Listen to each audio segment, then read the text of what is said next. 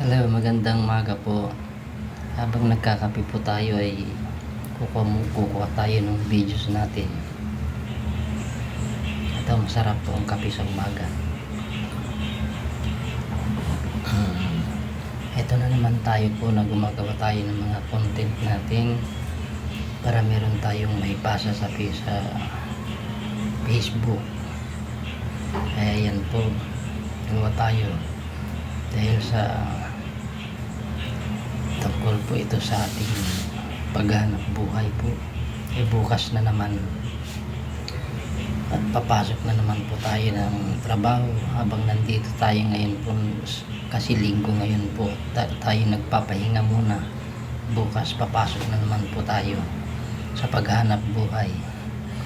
Ganun lang kasi ginagawa natin araw-araw po, kaya